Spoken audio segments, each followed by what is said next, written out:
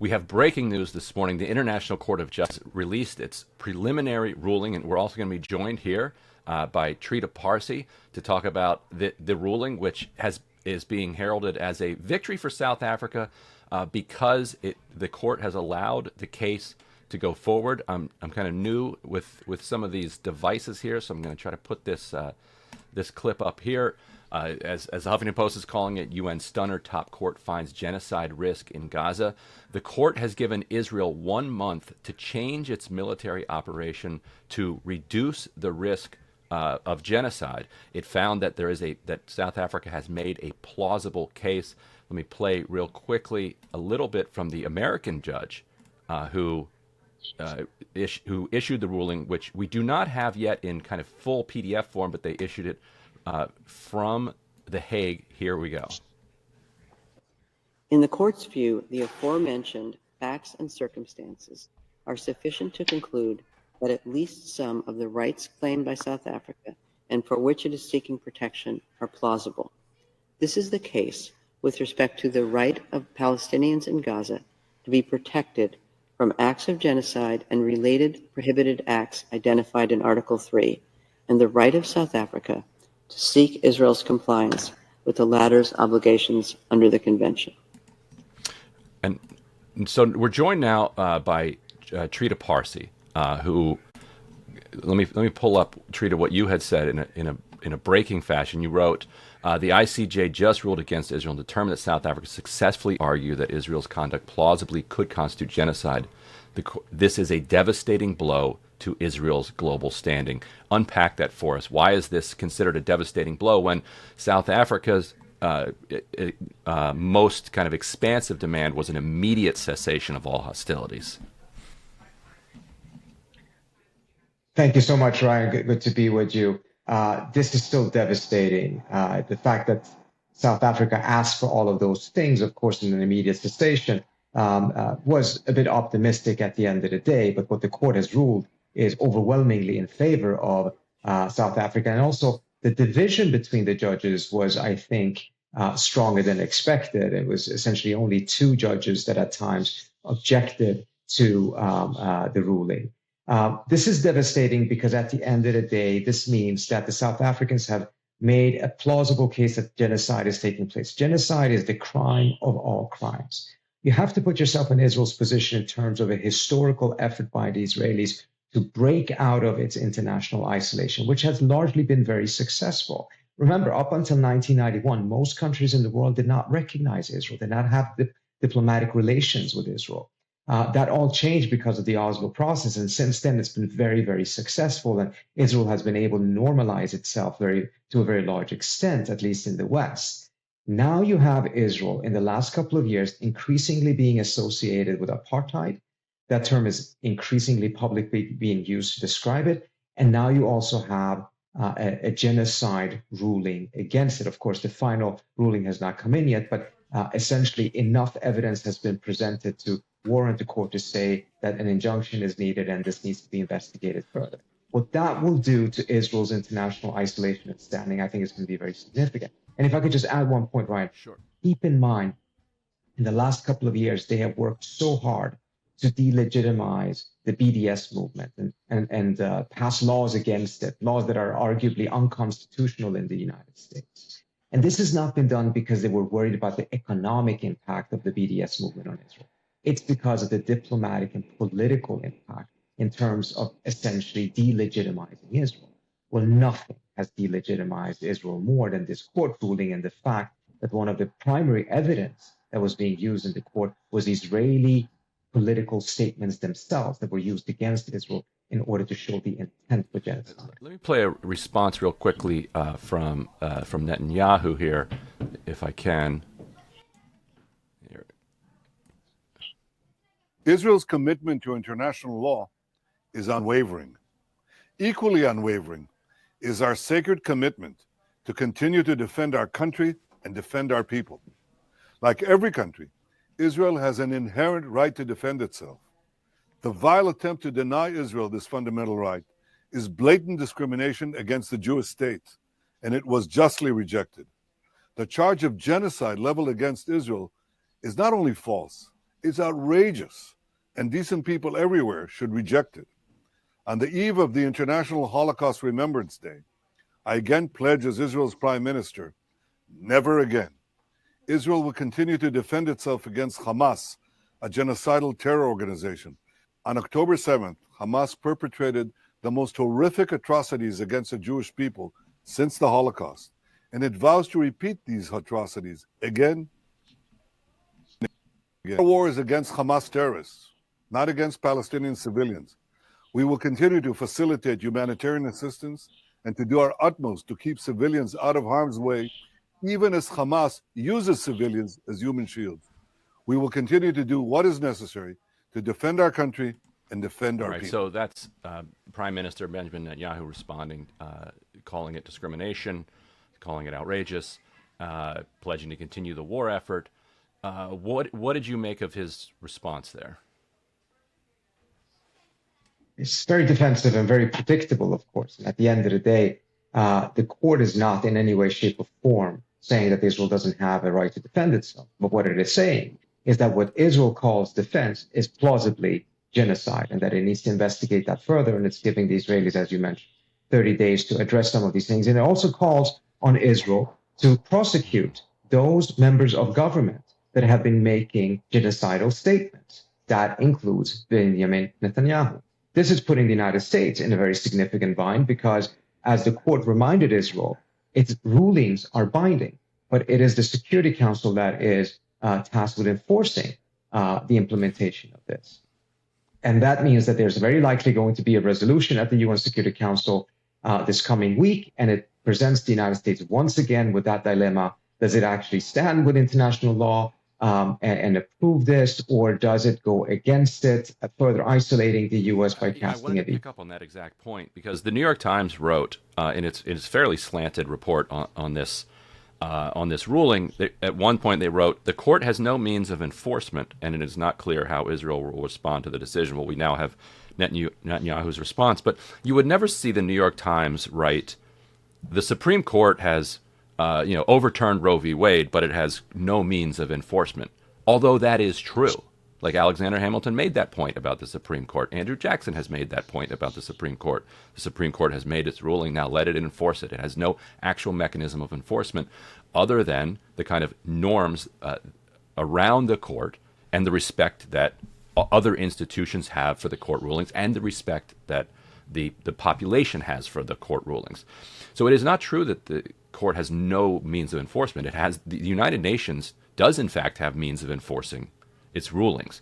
So the question is, can it enforce those rulings? And so what are the means of enforcing those rulings, and what process can we look for going forward? So Israel has, in 1 month, Israel has to report back to the court. Let's presume they continue to participate with this process. What then happens if the court in a month decides that Israel is not taking steps to minimize the risk of genocide? So what I think will happen first is that you will have a UN Security Council resolution. The Algerians are already discussing it. And that would then adopt the ruling and essentially give it the enforcement capability of the UN Security Council. Again, binding international law. And again, will the United States veto that again, as it has vetoed previous calls for a ceasefire? And this is really, it's stretching the ability to be able to tolerate the double standards of the U.S.'s conduct when it comes to matters of this kind.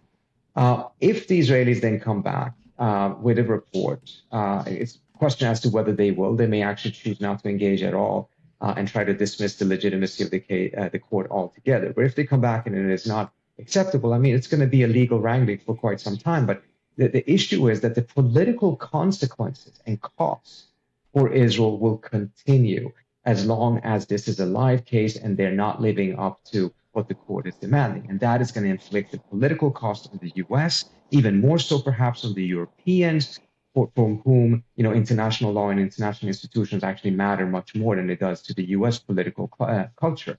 And this has just become a massive headache. And I've asked this on your show before. For what? For what reason are we accepting paying all of these different costs when there actually is a pathway to a ceasefire that actually could put an end to not only the fighting, to the plausible cases of genocide, but also to the political dilemmas that the U.S. is inflicting on itself. As well, that earlier today, where you said that you thought that so far the ICJ in South Africa have had more influence on Israel's actual behavior so far than the Biden administration. What change in behavior have we seen that you think can be linked to this international effort? We saw a very clear effort by the Israelis to try to ethnically cleanse Gaza by pushing the Egyptians and the Jordanians, as well as some African countries, trying to see if they would take essentially 2 million Gazans and they would depopulate Gaza. We have seen a decline in those efforts, certainly a decline in the public statements about that. I think it is quite reasonable to suspect that that has something to do with the court, because if the court is investigating Israeli war crimes, and in the midst of that, the Israelis are very openly lobbying to see if countries will aid them in ethnically cleansing Gaza, that's obviously not going to be helpful for them in the case. And if that is the case, and that suggests that this idea that international law is completely toothless, in this specific case, just the mere application of South Africa's complaint to the ICJ may have had a greater impact on Israel's conduct than what the Biden administration claims that it has achieved with all of its quiet whispers in the background. Who is with the Center for International Policy, has released a statement I want to read real quickly. He said, today's ruling of the International Criminal Court, which ordered Israel to undertake provisional measures to ensure that Palestinians in Gaza are protected from acts of genocide, is enormously significant. International legal fora, such as the ICJ, are appropriate venues for the handling of such consequential matters, especially in situations as dire as that in Gaza. If we support the creation of a global community based on shared rules rather than simply might makes right, it is absolutely essential that all countries, including the United States, acknowledge the legitimacy of this ruling and take necessary steps in response.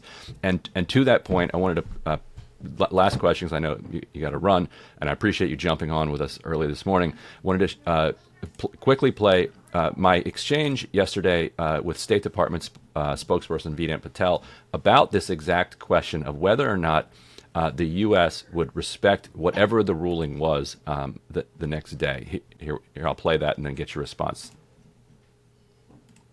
Go ahead. To the ICJ question, setting aside opining on how the preliminary verdict might come out, would the U.S. at least commit to not vetoing enforcement of whatever the court rules, one way or the other? I'm not going to commit to any action from up here. But to pick up on Matt's question from earlier, doesn't that undermine the U.S. insistence that other countries ought to follow these court rulings? What does it leave of the kind of rules-based order if countries can pick and choose decisions? That's certainly not what I was indicating. Again, I think we need to take a step back here because a decision has not come down, and no one here knows, unless you can tell the future, what exactly that will be. I'm not going to commit any U.S. government action from up here within the auspices of any body. What I can say is that we believe that the allegations that started this process, that Israel is committing genocide, we believe those to be unfounded. Simultaneously, though, we'll continue to raise with our Israeli partners the moral and strategic imperative that they take additional steps to minimize deaths on civilians. That's more or less his response. How do you feel the State Department will evolve after today's actual ruling? Now that they can't do we don't know how they're going to rule. I mean, I think it's been problematic enough for the State Department to continue to defend the U.S.'s refusal to push Israel in the direction of a ceasefire already. This is just going to make matters worse. Let me make 2 points on this. First of all, it is quite fascinating. I don't remember exact numbers, but we looked into it. The senior Biden administration officials have more or less stopped using the term rules-based international order since October 7th. There's been a significant decline. And that tells you something. A clear awareness in there that they know very well that there is no consistency whatsoever, and there's no legitimacy or credibility talking about it, given how the United States under Biden has acted on the in the case of Gaza. And it's been the time frame is so short after Russia's illegal invasion of Ukraine, so that the discrepancy, the double standards are just so blatant. Secondly, I think it's also important to note here that Biden's bear hug, unconditional support for Israel in all of this may actually have contributed to this. Because had Biden adopted a more measured approach and actually pushed back against Israeli excesses in a much more potent way, the Israelis may not have ended up engaging in activities that the court then would find plausibly constituting a genocide. And that, I think, tells you again how problematic it is when the United States gives blank checks to some of its partners, whether it's Israel, Saudi Arabia, or whoever. It undermines U.S. national interest and security. It certainly undermines the partner's interest as well, because look at where Israel is finding itself right now. So paradoxically, perhaps, the very excessive amount of support that Biden has provided Israel with has actually backfired in the final analysis and undermined it. Trita Parsi, thank you so much. Trita is the Executive Vice President at the Quincy Institute for Responsible Statecraft. I'm Ryan Grimm. I'm the Washington Bureau Chief for The Intercept and also co-host of Counterpoints. You can watch Breaking Points every morning at YouTube, Spotify, and elsewhere. You can go to breakingpoints.com. We have a 25% off our premium memberships right now, which enable us to do this reporting. And I've got my book right here behind me, which the final plug, that The Squad, AOC and the Hope of a Political Revolution, which is heavily about the way that the pro-Israel lobby has shaped what is possible within Democratic Party discourse when it comes to Israel-Palestine. So Trita, once again, thank you so much for joining us this morning. This is fascinating. We're going to continue to cover this.